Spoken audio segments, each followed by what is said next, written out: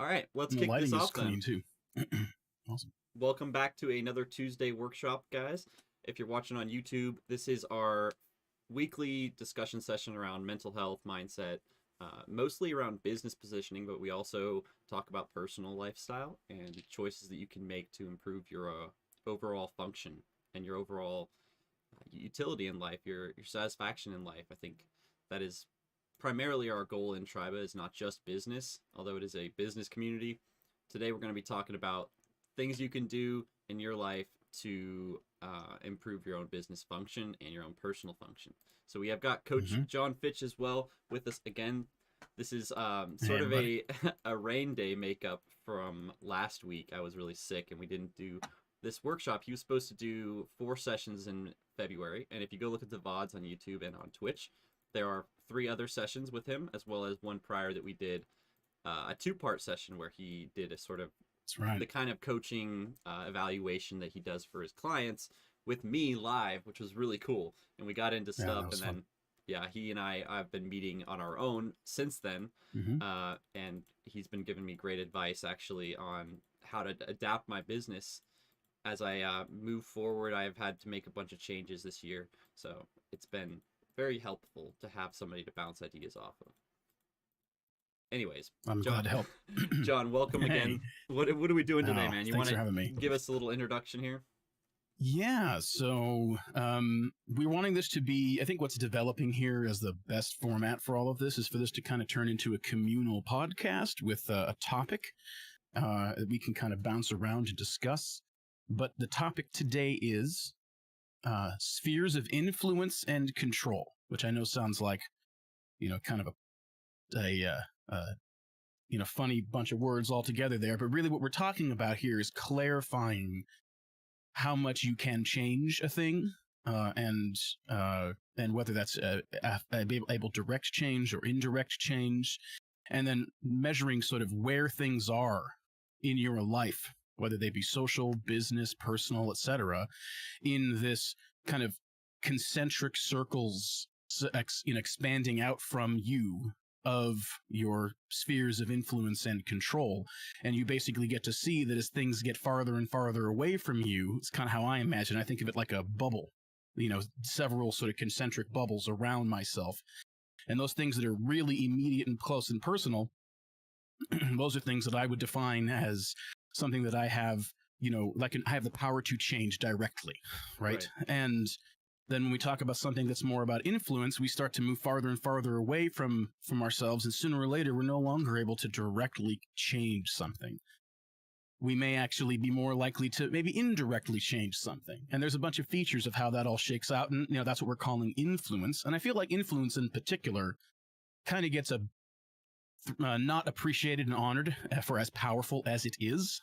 Often we're busy thinking about, can I control it or not?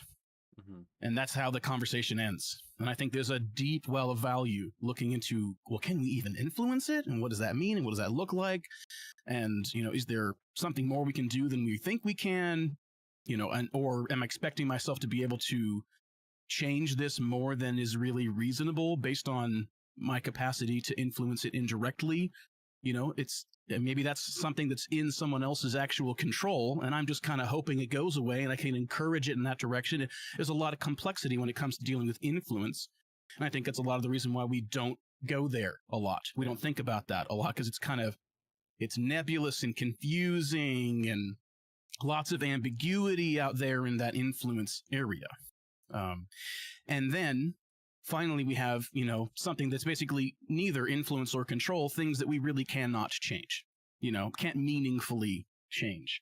And getting really clear and true about where the things in our lives live in that spectrum, and understanding our role and relationship with all of that through this lens of influence or control, spheres of influence and control. Farther and farther away from me, the farther away from my center it gets, the more likely it's indirect, or, it goes from direct capacity to change to indirect capacity to change to no capacity to change. And if we just frame that mental model in our mind and we start to get curious about the things and stuff going on in our lives, whether they a relationship or something in business or something in my immediate personal life or friendship, social, whatever it is, basically everything in your life that you can interact with is going to land somewhere in this spectrum. And clarity about where something is in this spectrum is very, very valuable, because then we kind of have a set of observations we can make about things that exist in those areas, right?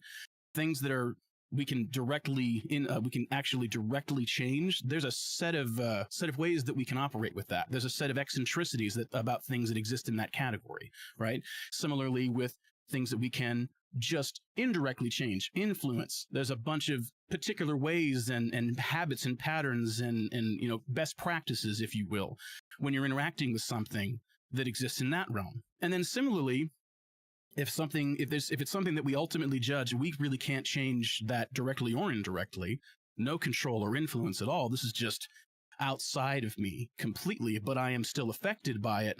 Then it almost sounds, I think a lot of the time we assume that means, oh, well, then I can't have a meaningful relationship with this.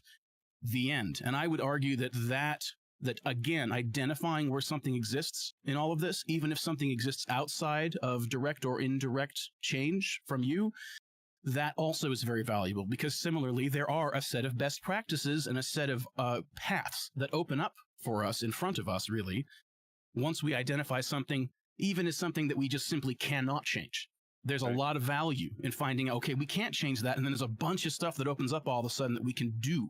It gives us back our power in a way, because then we can go, okay, well, what am I going to do about not being able to do that? What's my relationship with this thing? How am I going to live with this? How am I going to think about this?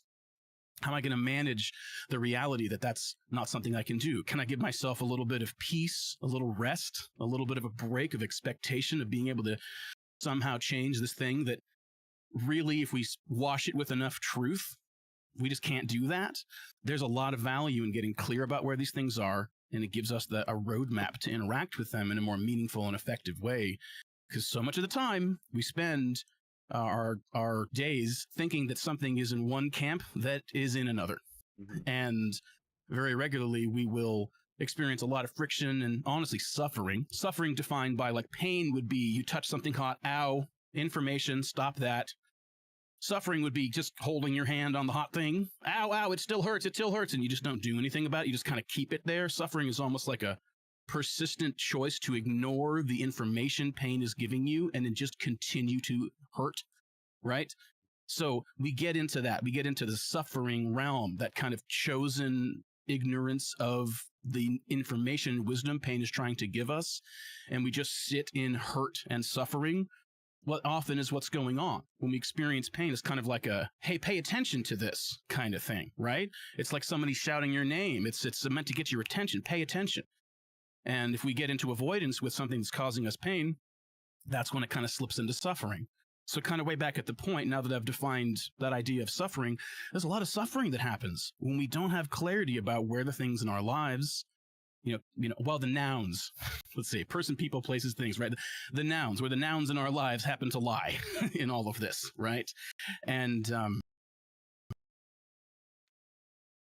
uh-oh. My Discord crashed.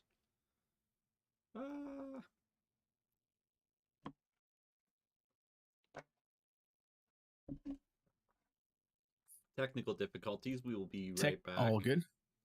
Sorry, guys. My Discord crashed. For some reason, it does this when I'm streaming. All right. Continue here. I got it back up. There we go. Awesome. So just kind of putting a bow on the basic introduction idea of what we're talking about here is we're just looking at trying to raise our skills and capacity at going to observation, observing by telling a lot of truth, where things exist in our lives in this spectrum. And then once we've identified that, having access to more effective and more highly leveraged ways to deal with what's there. And once we figure out where they are, we get better set of options, better set of tools to be able to interact with them more meaningfully, and often uncork ourselves from being stuck thinking that something is something that I should control, but it's really something you can only kind of indirectly change. It's an influence thing, really, or vice versa, let alone thinking that there's influence and control available for something that you just can't really do either with. That's another path to pain and suffering. So that's kind of the idea today. Okay. And yeah, so I'm just curious what your general thoughts are on this topic before we move forward. Sam, AJ, anybody that would like to, chime in here, Mhm. because I think that it's an interesting thing to discuss, and it's not something that we spend a lot of time thinking about. We're often more busy with the more observable machinery, tangible stuff of our business and our leadership. Goal setting, and timing and ideas, and notes and stuff. And a lot of this is more about our relationship with the things that we're interacting with instead of what to do with them, right? So I'm curious, just as this concept has been submitted to to everybody here, where do you land on this? What do you think? What are your thoughts on this as an idea? I feel like it's definitely something that we all should take account for, seeing as though, influence is actually, monetizable in today's age. Like being an That's it. influencer is an occupation, so Absolutely. learning how to influence and better ways to influence people. I guess we're all competing for attention, you know. Sure. Yeah. Attention is the currency. What do you feel, you know, what do you feel anchors someone into their influences, or what influences them? Like What I what feel is it like? anchors. Yeah, like someone who's like get like trips. Like I really like to go on trips. What anchored them into being more susceptible to, advertisements or any mention of trips or traveling, or let's say you like candy or whatever the fix is. What makes Mhm. someone really susceptible to that influence? Well, I mean, I think that it's going to be more often than not, it's about something that we want, right? Something that the person wants on some level, and they get the sense that the thing that is influencing them potentially might somehow give them what they're looking for, right? That's kind of the whole idea with marketing, really, is to try and suggest that if you patronize this product or this service, you're going to get closer to the life you'd like to live. And so I think that people that have particular and specific interests or leanings, certain things are going to talk to them more clearly, right? And so I think that that's often where those anchors come in. And I think, unfortunately, a lot of anchors come in with have almost like an inverse relationship with the things that we feel powerful about. The things that we feel least powerful about, I feel like often are the things that we are most highly influenceable about, because we're busy looking for help. We're feeling less than in a category, in an area, in a circumstance, in a situation. And we find ourselves, trying to be like, I need to try and improve this, fix this somehow. And whether or not somebody really is in some meaningful way, struggling or less than in that area, that they think they are, which is a lot of it, and then a lot of the kind of darker side of some of this stuff, which is something that's important to navigate from a healthy moral type perspective. Obviously we have to base on what's going on inside of ourselves, but we want to try and do our best to not, be some terrible mustache twirling bad guy. But at the same time, that's really a lot of the machinery underneath the surface of all of this when it comes to influence and stuff. I think that it's a lot about trying to get closer to the lives we want to live. And I see that a lot of the healthy stuff is about trying to help people get there. And a lot of the negative stuff is about adding more things into people's minds that they feel less than about, or unconfident in, or shame about. And then saying, and if you come and do this somehow, or if you patronize this, or if you act this way, or do these things, then you get closer to what you want. And so I think that it's a lot about, appreciating and understanding that sort of elastic tension between where someone is and where they'd like to be, and leveraging that. That's where that influence from like the influencer marketing stuff comes in. That's kind of where my head is at with all that. Does that make sense? Yeah, yeah. And I feel like some people want to be influential, Mm-hmm. but don't have anything to influence on. I feel like it's like, yeah, do what I do. And it's like, what is that? So, Right. what are some tips So you can give to better influence people? And maybe like, sure. Yeah. what's at the end of the Um, tunnel once I do? so what I would say is that we're talking about being able to indirectly change something, right? That's kind of my working definition for influence in this moment is that, something that we can indirectly change, right?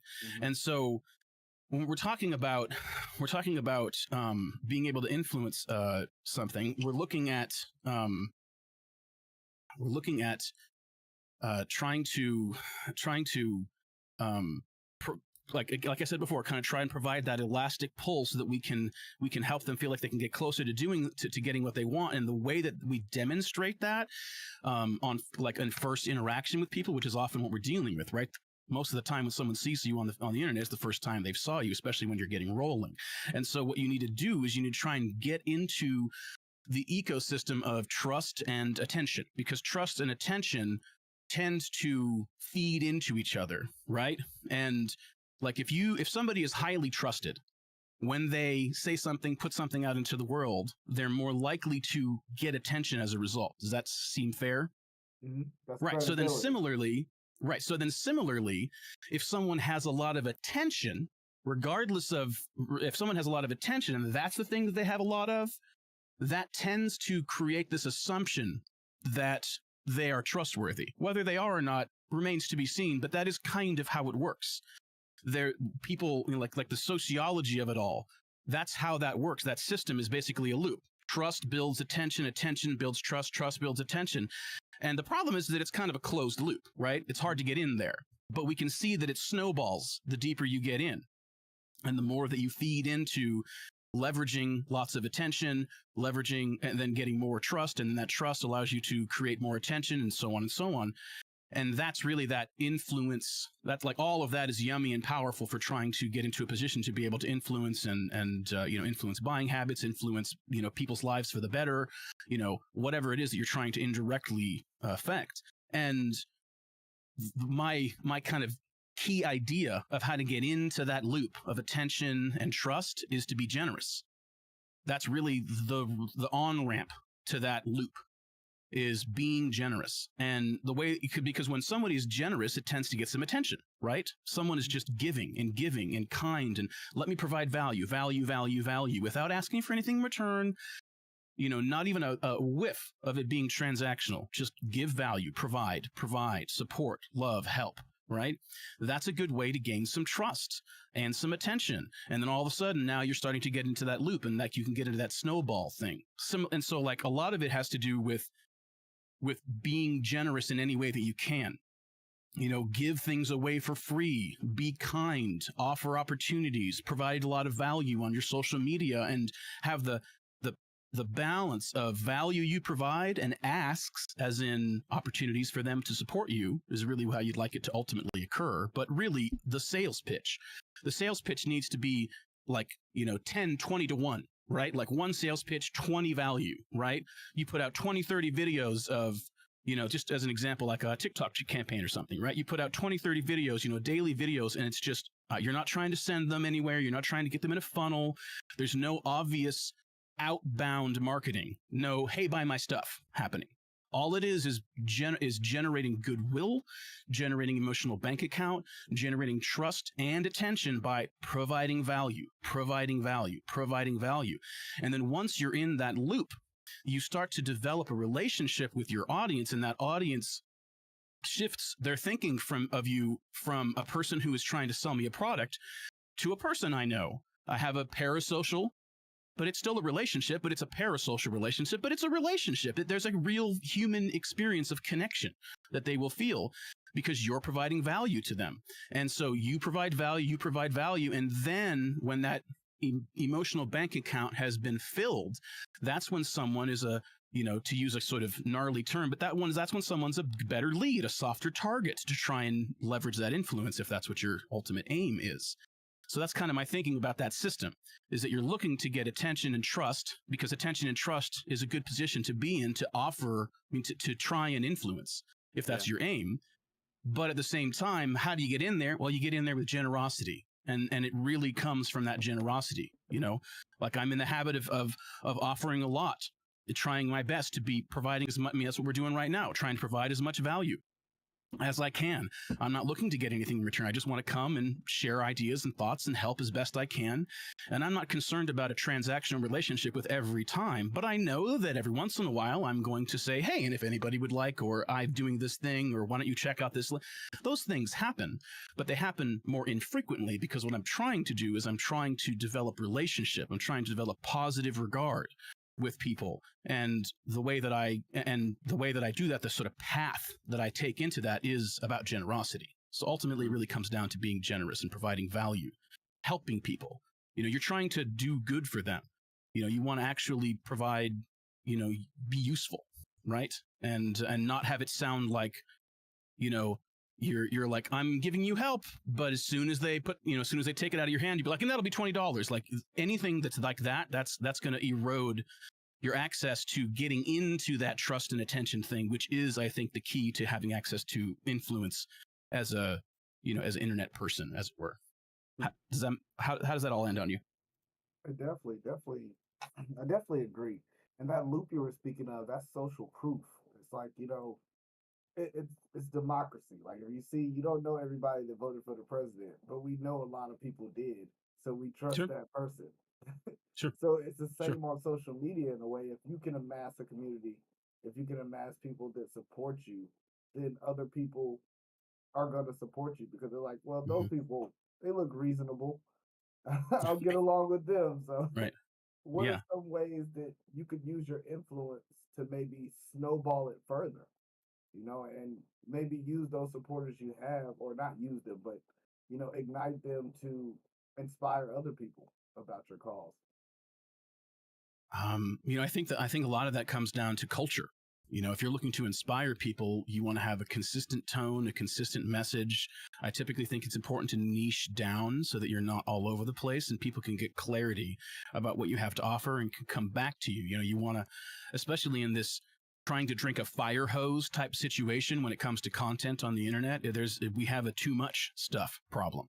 And so if you're trying to cut through all of that, it seems to me typically that being very specific about what you offer, the value you offer, is important.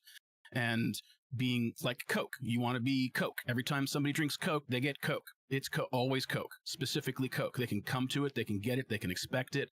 And that may not be as creatively satisfying for someone, but guess what? You shouldn't be getting all of your creativity, satisfaction out of your work. You have to make space for that in your personal life as well. So we're talking about what's effective in business in this moment.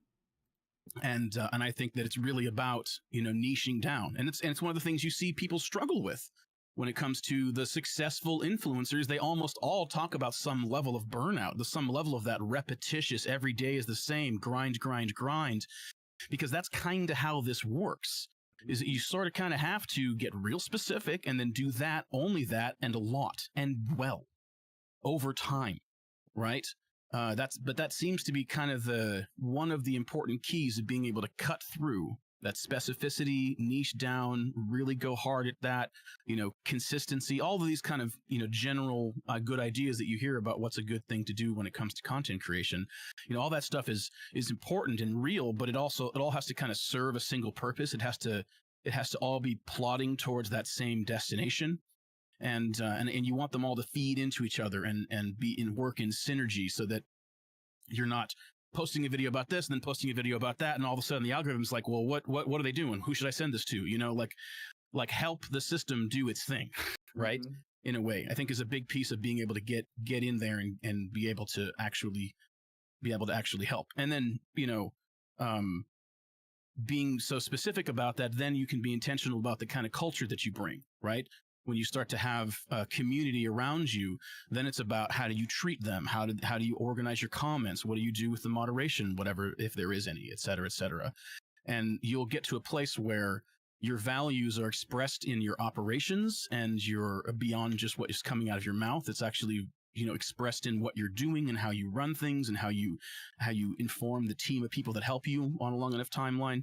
And then pretty soon you'll get your own community kind of recruiting because they like it, they agree, they're interested. They'll start to recruit some of those ideas in for themselves. And that's another way that you can, potentially try and, the back door into hopefully providing a little wisdom, insight, love, support to people and influencing them in a positive way to try and draw them towards what's hopefully a more healthy way of thinking, let go of false beliefs, things like that.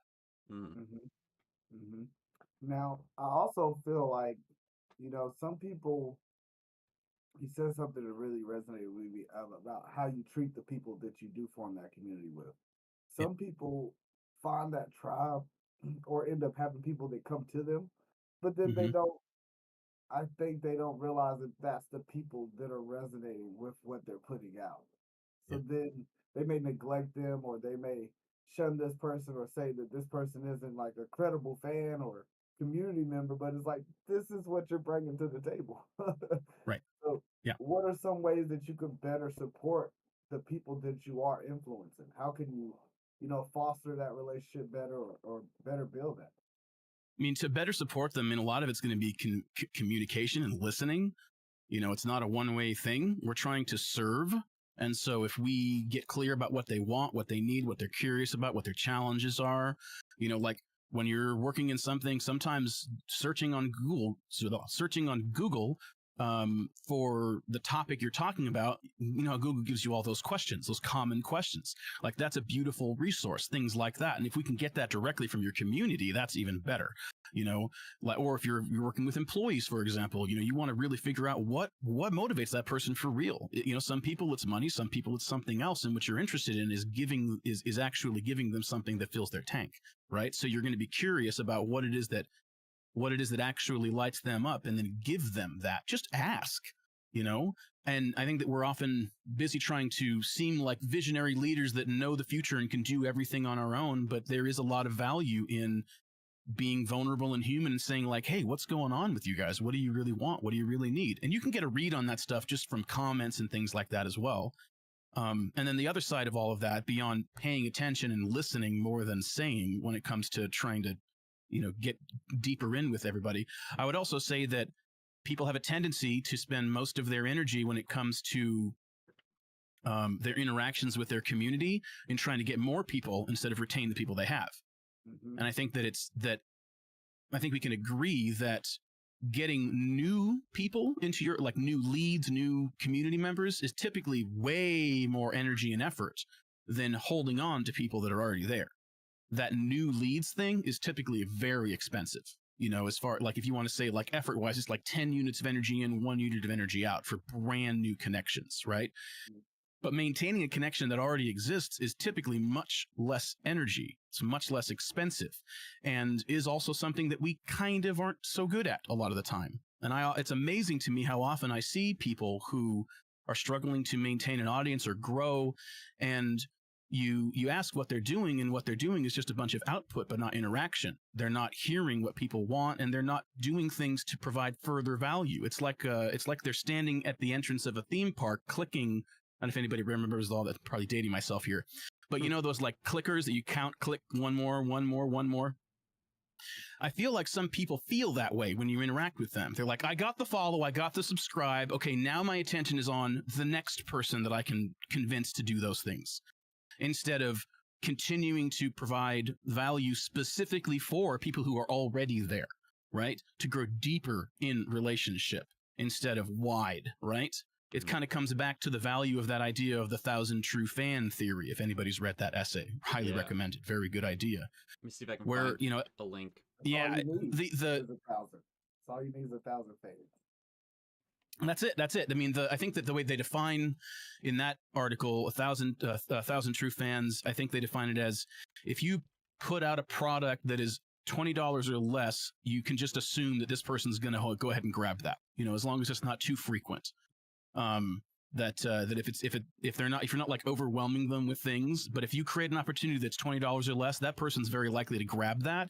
That's, in this essay, if I remember correctly, basically how they would define a true fan. But you can figure out what a true fan would be for you based on your own unique business model.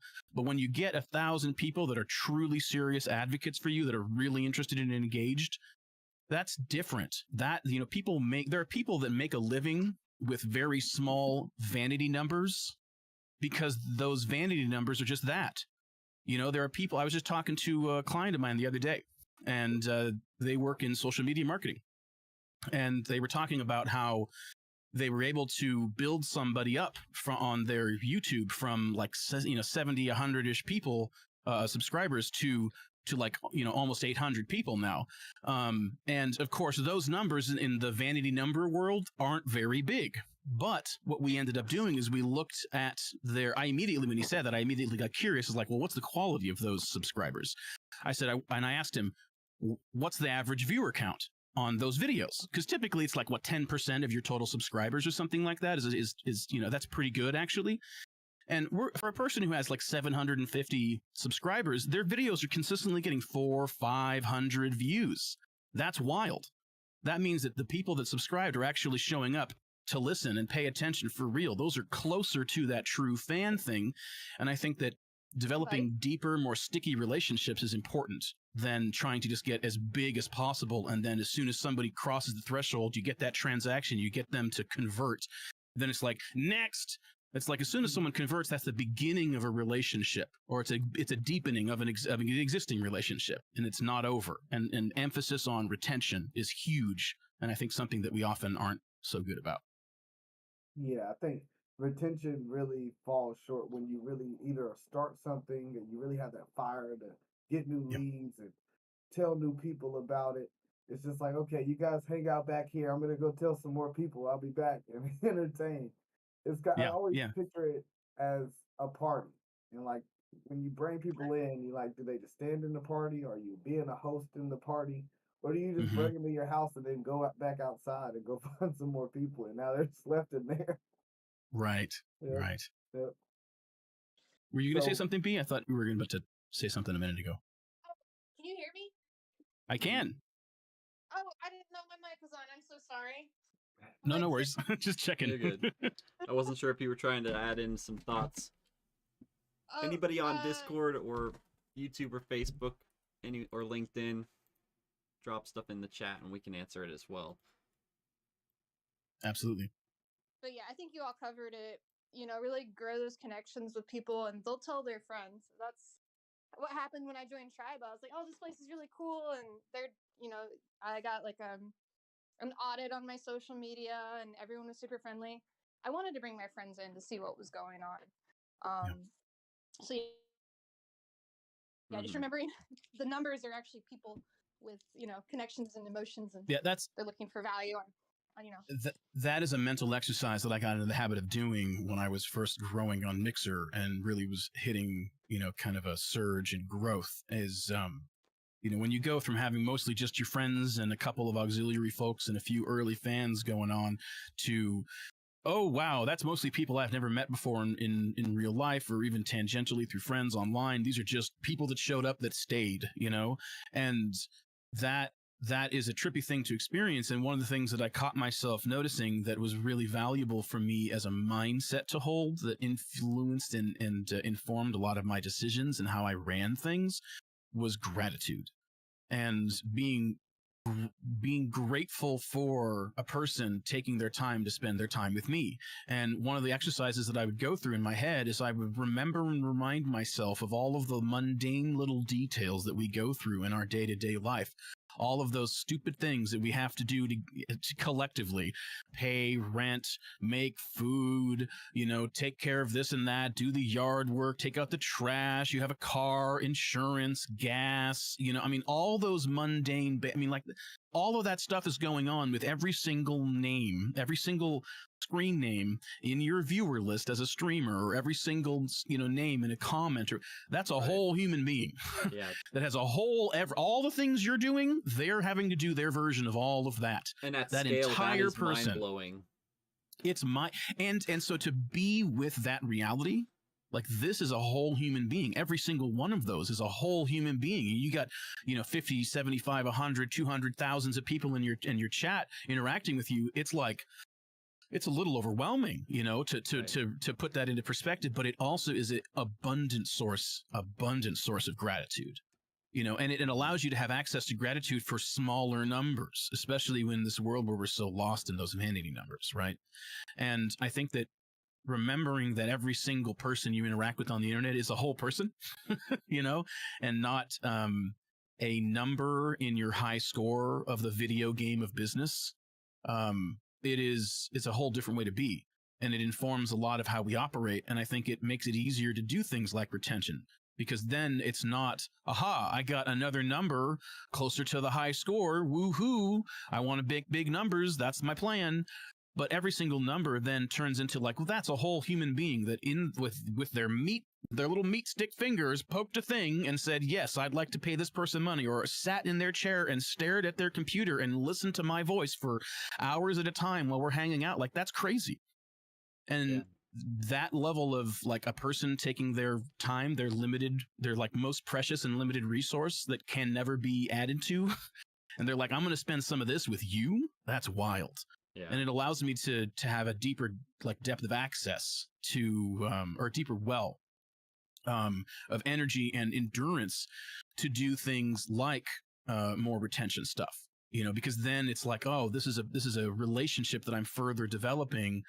And, you know, it pulls us away from that gamifying thing, you know, which is valuable. So the whole gamifying thing has a lot of value, but when it comes to like interactions with other people on the internet, it's very easy to lose track of the humanity of it all. And really, this is just a big group of humans. That's what all this is. Community. You know, in a it's not nutshell. followers or subscribers. Right. Yeah. I know, But like, That's why I that's what love it the is. It's word a crowd of community people. much better than, you know, even audience. Like, audience is You're right. static. Community is Mhm. engaging. They're Mhm. reactionary, but they're also complementary. They're supportive. It's all the things you need to survive in a digital sense. Like when you're building a brand, whatever it is, like we're talking about authority, influence, trust. Basically, all that comes back to your brand presence online. Mhm. All those are part of it. You have to be positioning yourself in a place where you can actually people listen. If no one's listening, it doesn't matter how many ads you run or whatever. You might sell some stuff, but if you really want to develop a a product or a service offering in this digital age, you've got to do Mhm. this. You've got to kind of be an influencer in some sense. Maybe it's not your face, like a personal influencer, but you still have to go about it like a business. And this is what so many streamers and content creators forget. They're like, oh, I can't change this. It comes back to like, what can you control? Well, you can control how you Yeah. come across to Clarity people. about those spheres You of can influence and control. 100% control how you come across Yeah. to people. And it starts obviously in your heart and your mind. I truly believe that you have to have the right Yeah. intention. But even with the right intention, you can have the wrong positioning. And I've done this so many times, just miscommunicated with people and pissed off so many people because I wasn't deliberately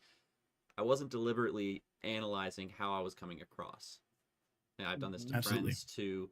It's just really easy to miscommunicate in this Or day get and into the age. motion. I run Yeah. into that a lot with outreach, engagement online, reaching out to people, and I reach out to a lot of artists with my show that I do on Instagram, and then I Mhm. meet them a lot of the time, in real life.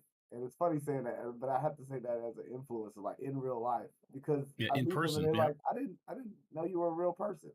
They're like, like you can see me online, like, but they didn't think I was real when I contacted Yeah. them. You're just an internet sensation. I'll never forget Yeah. the first time that I was at a convention. I used to do a independent comic book podcast, just going to conventions, getting indie comics, and then reviewing them and trying to get more exposure for them. And I remember being in the artist's alley of a local comic book convention, doing an interview on my little remote field recorder with somebody about their show. And after my interview, I got a tap on the shoulder, and someone said, "You're so and so, aren't you?" Which was like the nickname I was using on the podcast. And I was like, "Yeah." And it's like, "I recognize your voice." And I was like, "What?" Nice. And there's like, That's so "You're right here." We That's so forget that cool. there's like countless disembodied videos and audio, Yeah. like representations of us just floating around out there that people have like one-offs of or have been listening to for years that we never met. It's That's it. really the weirdest thing when you meet someone. They're like, "Oh yeah, I know you, but you Yeah. don't know me." See, well, and what's interesting Yeah. about this is that Getting this gets Sorry, go ahead.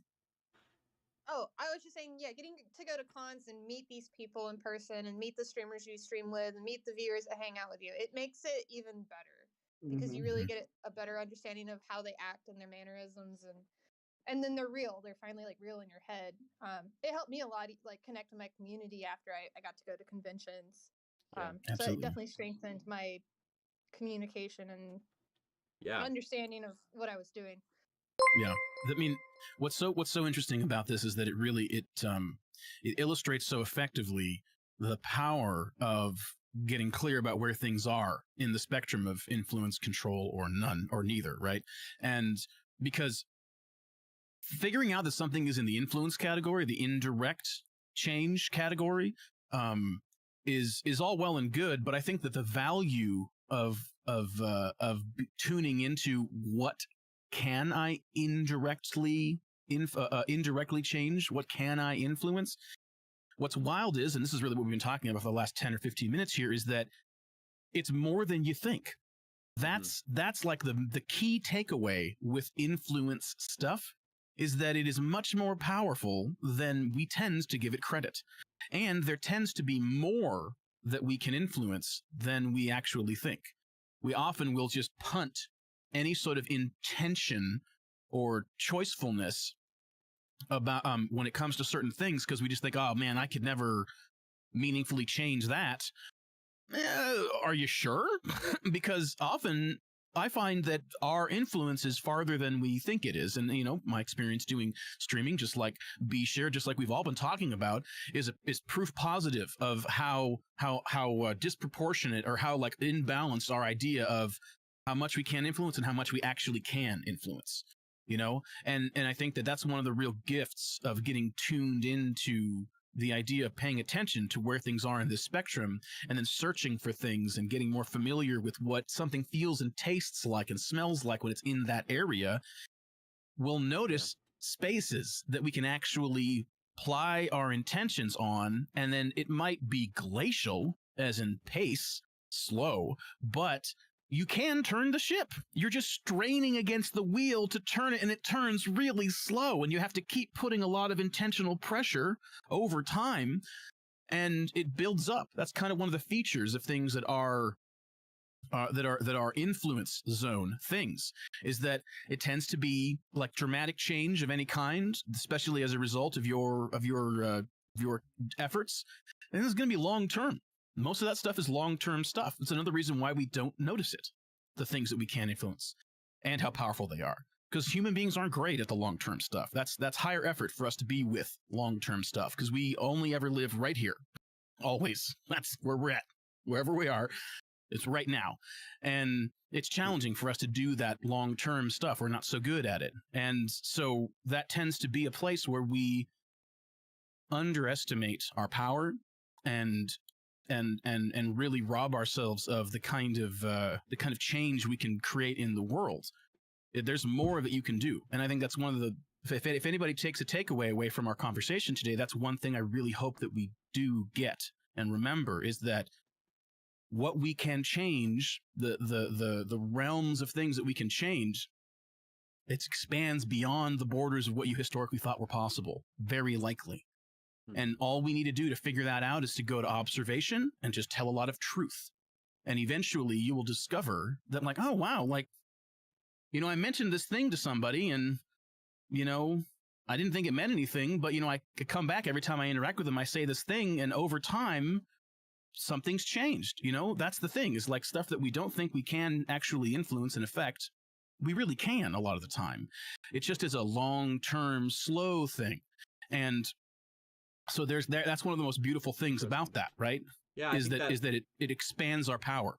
It ties into business networking too, like very much so. When you come into the business market, big time.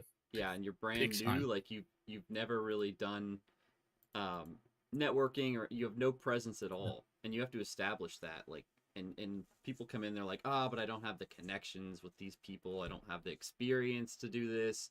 But I tell them, like, just start somewhere, just start doing things. We've talked about trying and failing fast and failing early. That's something that we that I would recommend as well, in sort of the networking sense. Like, try out what it's like to talk to people. Maybe you will get in with somebody you never imagined you'd be able to get into. I'll tell a story. When I was in early stages of creative business, or whatever you want to call it, entrepreneurship, I was making YouTube videos, and I loved Billie Eilish, the music that she made at the time. I was really into it, and I sent her a message on. I somehow, I think I got in touch with her brother, and I like sent him a message asking if she was hiring or had any desire to collaborate. You know, just stuff like that. Trying it, you never know what will happen. Yeah.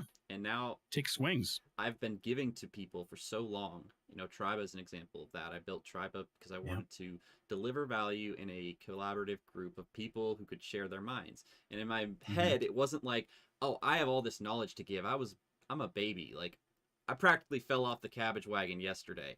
but I have a lot of experience in specific things is what I, Sure. focus on and offer to people. But I knew I could bring in people like John and all these people, and I'm great at like just talking and getting them to share. So I could facilitate that, and that would be my value to deliver. That has gone over 2 years. It's been slow, like it picked up speed, and now we got 3,000 people who come in and listen. Like that is pretty awesome. Not 3,000 that come to listen to this podcast, but a lot of people go back and watch the VODs. They'll come to the Sure. events, like, and that's been a source of referrals for me. I've gotten a lot of business from people in Triba being like, hey, I know this guy. He's built trust with the community. He does this really well. We'll bring him in. And John's doing the same thing. He's like, here, I'll just share everything I know with you guys as much as you want to hear, ask questions. And then, he has his own thing, his own consulting. And that kind of stuff I love to see in the community. People taking initiative and being like, well, here's what I have to offer. It's only like a little bit more than what people might know, but it's something. It's that leveraging the power of weak connections, you can change your positioning. Yeah, absolutely. And being connected with people, never underestimate the power of doing good work and being good to work with. That is, it's a good place to start, and, we're kind of talking about, something I like to call, being in the room. There's a real power to being in the room. Who gets hired to do stuff? Who gets opportunities to do extraordinary things? People who are nearby extraordinary things that are about to start happening, typically. It's not the best person for the job. It's the nearest person for the job, more often than not. Yeah. I know that people don't like that because it doesn't feel fair. And guess what? It's not. Anybody that told you that life is fair, probably trying to take something from you or are misinformed, because it's not. It's just not. It's silly. We create fair in spaces. What is that's that beautiful phrase from, and worth it. Princess Bride? Life is not fair, Highness, and anyone who tells you otherwise is trying to sell you something. That's it. That's it. That's it. I mean, it's a cruel thing to fill someone's head with the idea that that life and the world is fundamentally fair. I think that we can create spaces that are fair by our definition, by the people that created the space. But at the end of the day, it is a thing that we must maintain with vigilance and energy output. It's not the natural state of things. It just isn't. Doesn't mean that it's not worth trying to do. That's not what I'm saying. This doesn't mean that it doesn't exist. It's just not what happens when no one's doing stuff. Mm-hmm. That's not real. It's what happens when we are all trying to make it that way and keep doing so and put effort every day to keep it that way. That's the only way fair happens. And I think it's a different term as well. Like, it's not necessarily fair. It's equality of opportunity. Yeah. It's basically like equality of opportunity specifically. You're not going to get the same thing as someone else if you don't put in the same amount of work, same amount of effort. Like, I think equality of opportunity, like in Triba, you have the opportunity to prove yourself. You have the opportunity to share your value, communicate what you're about. And if you do that wrong, there's a chance for reform, but you can also really screw it up if you don't come in and share value first. So that's the kicker. Is like value first is the motto. Be generous. Be generous. That's the mantra. How you want? Do you want to get people to be in positive relationship with you and generate an emotional bank account, and you'd never met them before? Be generous. That's the path. Mm-hmm. We'll continue to work over and over again, my friends. Just think of it like a handshake. If you would like to shake someone's hand, and then you walk up and stand in front of them and stare at them and don't do anything, what's going to happen? Not a handshake. They're going to be like, what? What? But guess what? If you walk up, smile, and reach your hand out and say, nice to meet you, and you bridge the gap, you begin it, you put in the effort to start to say, hey, you matter. You're important to me. I would like to connect. I would like to share my consciousness with you and hear and share yours with me in kind. That crossing the gap, that's a huge part of it. And that being generous can be a way to do that. Yeah, I think that also applies to like Discord DMs and stuff. If you're doing cold DMing, man, you got to understand this. Like, you can't just message someone with an ask. You need to introduce yourself and be generous. Even if it's cold just with DMs. Your time, and you're like, hey, how can I help you? Yep. Yeah, be interested in how you can help. Be generous and be interested in who they are as a person. Demonstrate that they matter to you. People's what is it? The book How to Win Friends and Influence People from Dale Carnegie still provides value all these years later. And one of the best and first things they talk about is the most core human need is the need to feel important. Not more important than, but valuable. Important, of value, right? That people want them, that they have value, right? Often, you say that they want to feel important, and it seems sort of like this, in a hierarchy. Not necessarily what I'm saying, but just they matter. You want to demonstrate that they matter to you. Mm-hmm. That's the way in, right? Mm-hmm. And here's the trick. If they don't matter to you and you pretend they do, they gonna smell that. It's not gonna work, guys. It's just not. It's not real. You actually authentically have to care. It's just real. Right. That's the cool thing about about all of this, is that for it to really work really well and not be kind of limping along flaccid, the reality is that you actually have to mean it. Yeah. You actually have to feel it. It needs to be real, because people will smell that. People can smell dishonesty a mile away. We are constantly searching for, am I being lied to? Am I being taken under? Am I being manipulated? I mean, that is a thing that human beings don't like at all. In fact, we're terrified of it, because I think through history, that's been a good path to getting dead, is when people say one thing, but something else is actually going on. That's typically not good for you. That's typically like life and limb level dangerous, especially in history. So there's this like instinctual hate and discomfort from being, misled, from being duped. And so we are looking for that. And when we detect it, that's a hard thing to fix, when someone thinks that you're trying to manipulate them. That's a bad time. Mm-hmm. And so but it's also kind of the beauty of all of this, is that because human beings tend to operate that way, by and large, if you just actually care, if that's actually who you are, and you actually do care about your audience, you're actually interested in what's going on with them, you do genuinely hope that their mom recovers well from their cancer, and that, I hope you got that new job, and how did that go? How are your kids doing? They were sick the other day. Like really care for real, like a person. Guess what? All of the nuts and bolts business stuff tends to come along pretty nicely, because you've demonstrated that they matter to you, that they have value, and that gets you in the room. But it doesn't work if it's not real. Yeah. So it doesn't have to be sinister. I know a lot of this marketing stuff can kind of sound manipulative and sinister, but this is the saving grace of it all, I would say, is that the stuff that we're trying to do, just because we understand the mechanics of it, doesn't mean that we can fake it effectively over time. You can fake it semi-effectively for a little while, but you cannot fake actually caring about someone effectively over time. They're going to figure it out, and it won't work.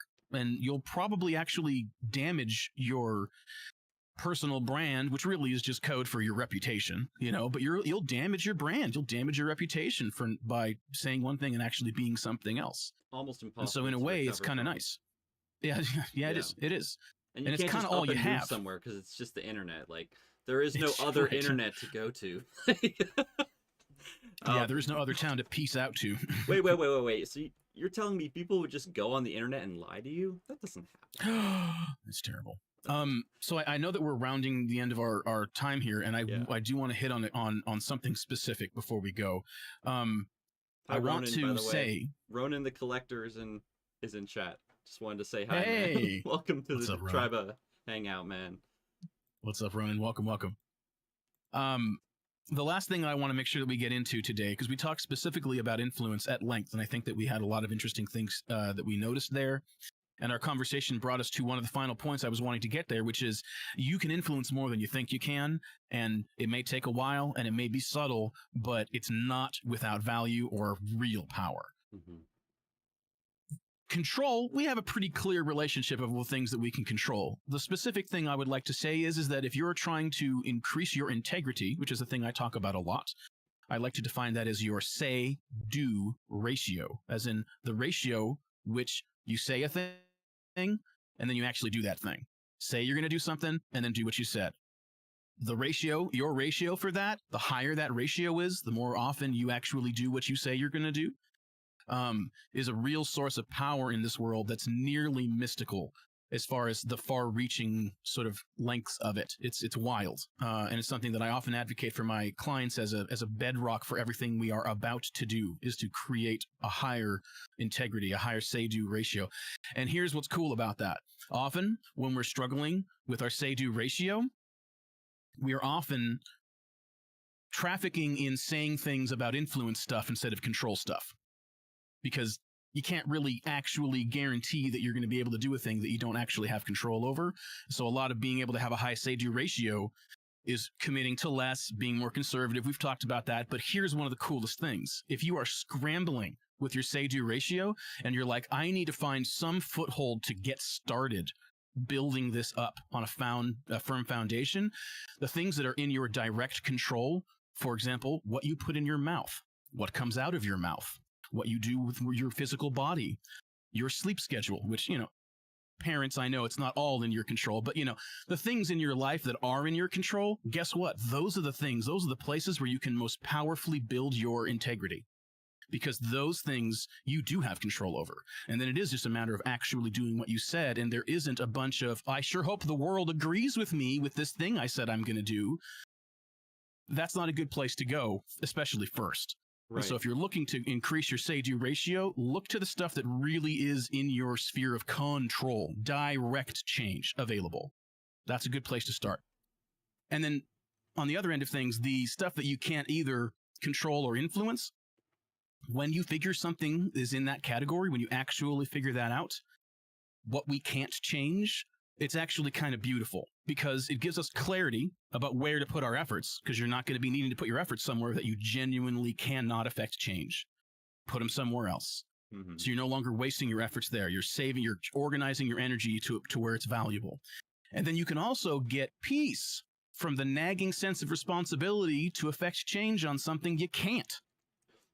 And we do that a lot. I think we all carry around a certain amount of I should, supposed to thoughts about stuff that is just like not a thing we can control or influence, baby, and being clear about it being in the neither category, it can give you some peace from that stuff. Freedom from that oppressive dread of, I should be doing something about this, but you can't. So, right? And then similarly, I think this is kind of what's most beautiful, is that we kind of flip that sense of weakness, that sense of powerlessness that we experience in the presence of things that we can neither control or influence. When we figure out that that's what is happening, that we can't change this thing, then all of a sudden that access to power, that powerlessness flips on its head, because then you're back in control. You're in control of what? Your relationship with this thing you can't control.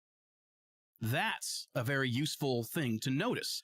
Oh, I can't control this. Well, what can I control? What can I influence? I can choose the relationship that I have with this thing that I can't actually influence or control. I'm no longer trying to control it. It's a thing that is. Water is wet. Rocks are hard. This I cannot change. And so then I get to choose my relationship with that reality, instead of feel like I'm somehow less than because I should and supposed to change a thing that I can't. Mm-hmm. I'm no longer stressed out about feeling like I should do something when it's not real that I could ever do anything meaningful for this thing. And then at the same time, I get to then be back in the driver's seat, because now I'm not trying to do something that I can't. I can actually choose, okay, well, what kind of a relationship do I want to have with this thing that just is? And it's another way to reclaim some power and have some agency, and then maybe get access to some influence or control with how that thing outside of all of your spheres affects your life, because you still have to have a relationship with it. It's not going away. The existential dread and threats that we all have, that we can't, just stop that. We still live with it. It's still here. It's still real. We have a relationship with it. It exists. And so when you get clear that it's not a thing that you can actually do anything about, then you all of a sudden, strangely enough, by letting go of any power that you thought you had, you get all kinds of power. Again, you get the choice. How am I going to be with this? How am I going to live with this? What is my relationship with this thing? Instead of woulda, shoulda, coulda about changing a thing you can't. So those are the kind of final pieces I wanted to make sure to get in here today. Yeah, that was great, man. I appreciate you sharing this. High value sure, for the my pleasure. community. I think a lot of people struggle with this same kind of stuff. And B was just saying, been working on my, I think she was saying my say-do ratio, trying to say a lot less because I get excited, but then can't always do it. I think that's a really It's powerful, great point. V. Yeah. So wise. I've also so been wise. trying to do that too, because I think we're very similar in that, B. Like, we both just get really hyped about stuff, and we want to do everything, help everybody, and Sure. I've been realizing, like, I gotta help the people right now that need my help, and that means sometimes I can't help everybody. That's right. Yeah. Anyways, any other questions from the group? Ronan said, great Yeah. conversation and great content. Enjoyed the convo. Empathy goes a long I'm glad, way. Ronan. Thanks for coming. Yeah. Empathy does go a long way. That empathy and that gratitude, powerful stuff. I have a question. What would be the number one way to build influence in today's digital world? Number one way to build influence in today's digital world: to have answers to people's questions. Answer people's questions. There you go. Yeah. Very simple. To have what people are looking for. Yeah. I think You know, that's I mean, there's like a lot of Quora in a tweaks with nutshell, tools. right? Yeah, I mean, but there's a lot of tweaks and tools about better access to people and all of that. But, you know, if we're talking about big picture, like, concepts here, have what people need. Mm-hmm. You know, Provide have a what people valuable need. service. Have a Provide product that value. People, you know, that goes back to the very concept of build the product that your customer wants, not what you have envisioned. Right. Yeah, all that plays in. That's actually a really great answer to that question. I didn't expect such a good. I don't know. Actually, I did, but I just think it wasn't. I didn't think of that myself necessarily. I don't know what I would have said. Actually, I didn't think of three That's before why I I'm asked the the coach. question. Yeah, if anybody wants coaching with John, you know, he's a great guy to talk to I'm about being this stuff silly. because he puts it in simple terms. Though I know you're being silly, but also like even the acronyms, or what was the term you used? I can't remember the word. Aphorisms. Sayings. Yeah. Yeah, those are good. Like the say-do ratio, that has helped me a lot. Helped B. Like, there's a lot of ways to simplify this, and oftentimes we have all the information floating around, but we need someone just to like speak it to us, speak the truth.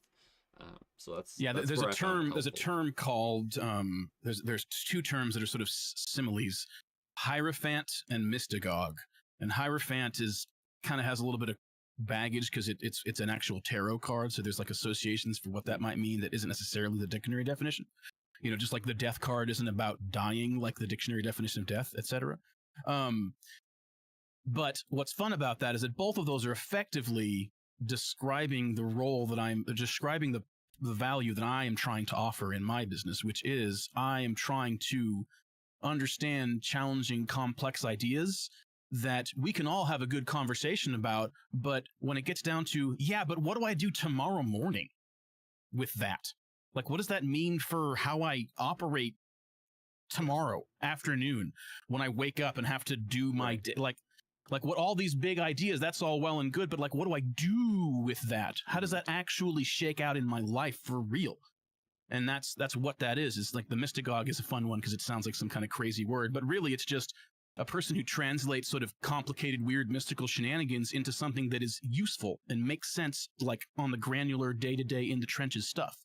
And that's very much what I try my best to do. Which a lot of the time is just me having gone through stuff and like learned it the hard way.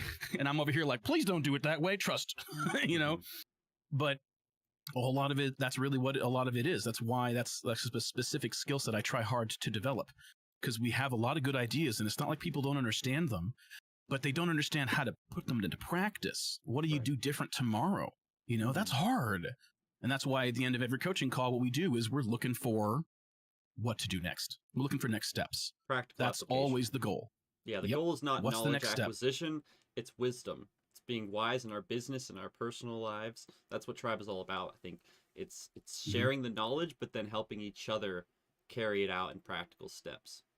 And, you know, we've always wrapped up with some practical takeaways and what you can do, because that's where the wisdom is. It's practical application of knowledge. Absolutely. So And be I wise, do, my before we friends. finish, since this is and I do, before we finish, since this is the last one of our series, I do want to again extend the offer that anybody in the Tribe community that would like to hit me up DM or Coach John Fitch at Gmail, or go to CoachJohnFitch.com, fill out the form there. Anybody that would like to reach out and be curious about coaching, who has any questions or anything like that, I'm happy to offer 2 no-charge sessions. You can get to know me, see if it's something you'd like to keep doing. Absolutely no trouble or anything. I'm excited to help you however much I'm able to in those sessions. If you want to keep going, great. If not, I'm happy to have helped as much as I hope I could. And but I just want to make sure that everybody knows that that is available. And some people have taken me up on that from the Tribe community, and it's been a delight to work with them and learn about what they're doing and what they're up to and provide a little help. And it'd be my pleasure to help out anybody who would like to talk. And for real, please don't hesitate to reach out. Excited to offer those 2 no-charge sessions so we can get to know each other, and you can hopefully get a little bit of help on something and see if you'd like to keep going. It'd be my pleasure to meet you and visit. Yeah. I am Sam Hebda, founder of Triba, and I endorse this message. I'm not being paid by him in any way to do this, but I do help him with his Discord stuff and exchange. You know, I think it's definitely worth the value, and you get 2 free sessions, man. I mean, what's the worst that can happen? You come away with some great ideas and stuff you can do. I think that's the biggest takeaway is you got to get out there and just do stuff. Got to do stuff. Take action. Thanks, John. I appreciate it. Well, read real quick what he said. Took advantage of meeting with John, especially if you've never been coached, you may love it. Helps me a lot. Yeah, B also introduced me to John, so she's been getting a lot of benefit from working with him. Got to practice the observing role with an experiment, and it was so much harder than I was ready for. Still had to push through a lot of emotions and let things go and gather up what I learned and see the value in the lesson. Yeah, that's the tricky thing, is taking those ideas on the road.